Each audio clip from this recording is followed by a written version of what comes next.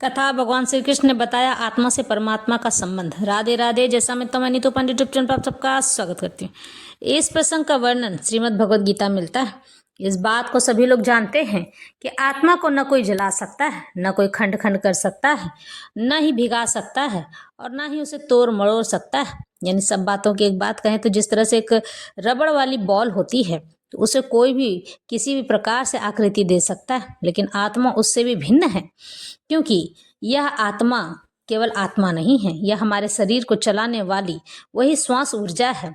जब यह आत्मा हमारे शरीर के भीतर रहती है तो यह गर्म रहती है और हमारे शरीर को गर्म रखते हुए शरीर को चलाती है, लेकिन इसके सुख और दुखों का भागी हमारी आत्मा नहीं होती है। इसे कोई लेना देना नहीं है, ना ही यह कर्म बंधन में बंधती है। क्यों? क्योंकि यह हमारे परमेश्वर श्री हरि पर ब्रह्म नारायण की ऊर्जा होती है।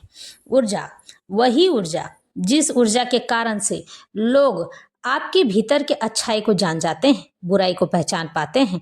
यानी जिसे आप या हम नकारात्मक ऊर्जा और सकारात्मक ऊर्जा कहते हैं, नेगेटिविटी पॉजिटिविटी।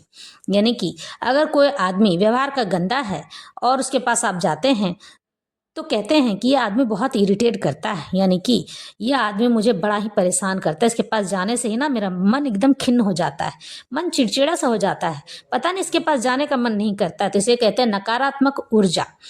और जब कोई व्यक्ति जैसे साधु संत होते हैं उनके पास जाने से हमारा मन प्रसन्न हो जाता है, हमें हर सवाल के जवाब मिल जाते हैं, हमारी उलझनें सुलझने लगती हैं, हमारे मन में बसी हुई उलझन दूर हो जाती है, हमारे मन को शांति प्राप्त होती है और हम ईश्वर की ओर अग्रसर होते हैं। इसे कहते हैं सकारात्मक ऊर्जा। यही नकारात्मक और सकारात्मक ऊर्जा हमारे शरीर में बहती रहती है, जो कि आत्मा से का संबंध परमात्मा से जोड़ती है। यही सकारात्मक ऊर्जा परमात्मा हमारे अंदर प्रवेश कराते हैं, जिसे आत्मा कहते हैं, क्योंकि यह परमात्मा की है, पर ब्रह्म परमेश्वर की है। और परमेश्वर छोटे छोटे बूंदों में हमारे अंदर में अपनी ऊर्जा प्रवाहित करते हैं ताकि हमारा शरीर सुचारू रूप से चल सके। यहाँ इस बात को कहा गया है कि अच्छे अच्छे धो अयम दाधो दम हो अयम क्लेधो अशोष्य एव च नित्य सर्वगतः स्थानुर चलो अयम सनातन। यह आत्मा अखंडित तथा अघुलनशील है, यानी कि इसे कोई काट नहीं सकता है और इसे पानी में कोई घोल भी नहीं सकता है। इसे न तो जलाया जा सकता है, ना ही सुखाया जा सकता है। यह शाश्वत है, यानी कि हमेशा से है, सर्वव्यापी है, सब जगह है, अविकारी है, जिसका कोई आकार ही नहीं है, स्थिर तथा सदैव एक सा रहने वाला है। यह एक जगह स्थिर रहता है और हमेशा एक जैसा रहता है, जिसको कोई आकार नहीं दे सकता है। भगवान यहाँ इस बात को समझाना चाहते हैं कि यह मेरी सकारात्मक ऊर्जा है और मैं सकारात्मक ऊर्जा सभी जीवों में डालकर रखता हूँ। यानी 84 लाख योनियों में भगवान की सकारात्मक ऊर्जा बहती है।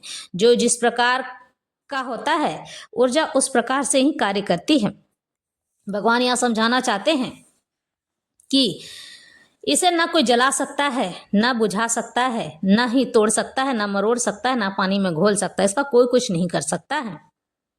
यह इतनी छोटी होती है कि आप इसे पकड़ भी नहीं सकते हैं। इस तरह से भगवान कहते हैं कि हे अर्जुन, जो लोग ये सोचते हैं कि आत्मा परमात्मा की नहीं है, बल्कि यह आत्मा तो मेरी ही ऊर्जा है, मैं अपनी ही ऊर्जा सभी व्यक्तियों में भेजता हूँ, इसीलिए भगवान इस तरह से समझाए हैं।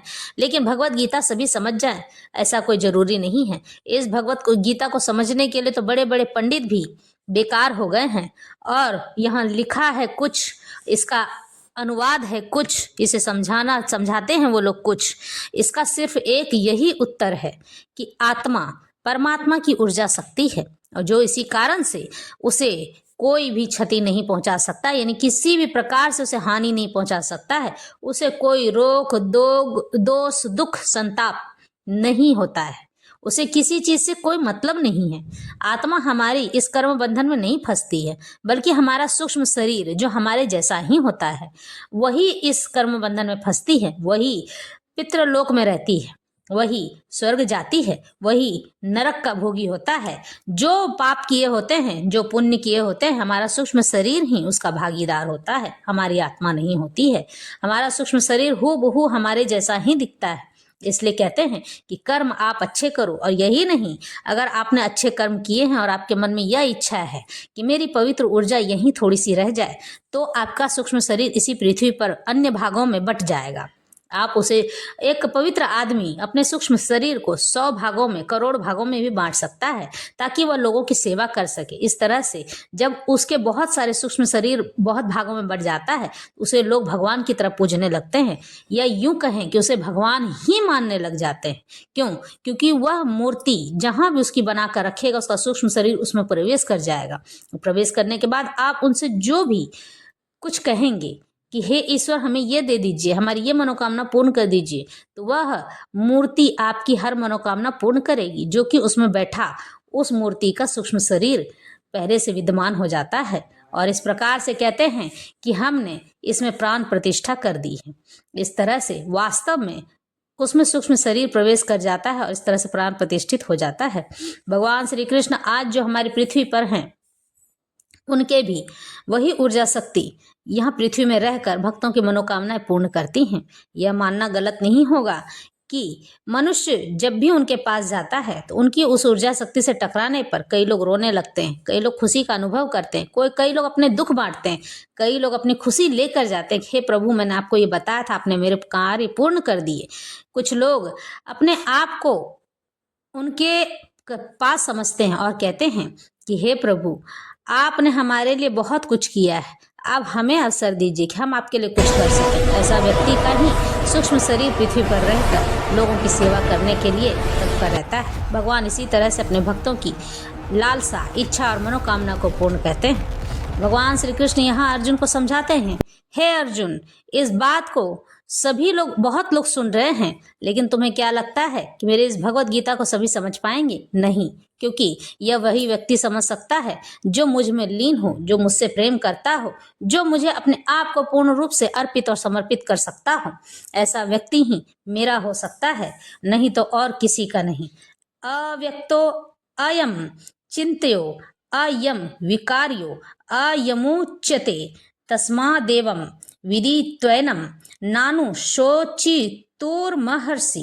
यह आत्मा अव्यक्त, अकल्पनीय तथा अपरिवर्तनीय कहा जाता है। यह जानकर तुम्हें शरीर के लिए शोक नहीं करना चाहिए।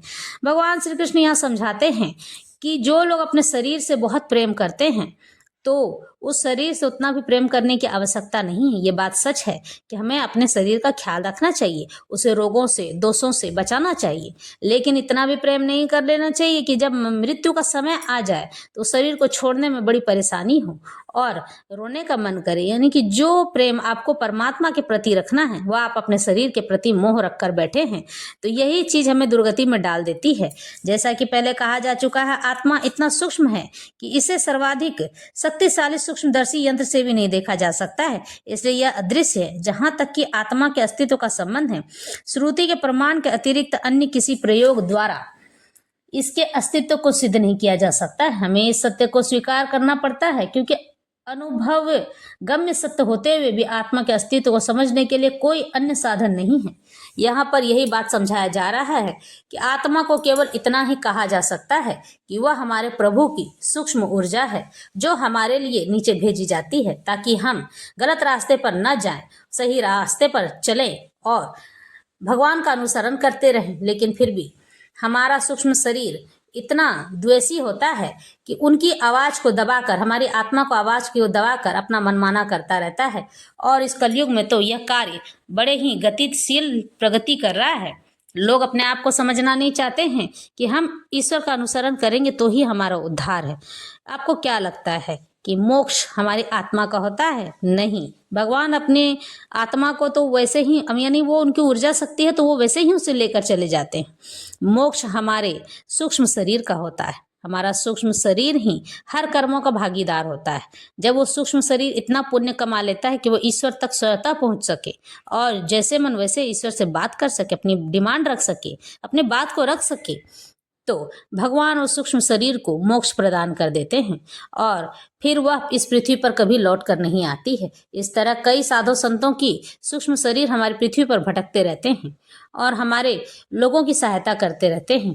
कई लोग तो कहते हैं कि वह भूत है, वह पिशाच है, यह सूक्ष्म शरीर ही गलत काम करने पर भूत और पिशाच बन जाते हैं। लेकिन ईश्वर का अनुसरण करने पर यह सूक्ष्म शरीर इन सबसे परे हो जाता है। इसे न जिन छू सकता है, न भूत पिशाच इन्हें देख सकते हैं और न ही स्पर्श कर सकते हैं। ये देवता के समान हो जाते हैं। इसलिए कर्म अच्छे करने चाहिए। राधे।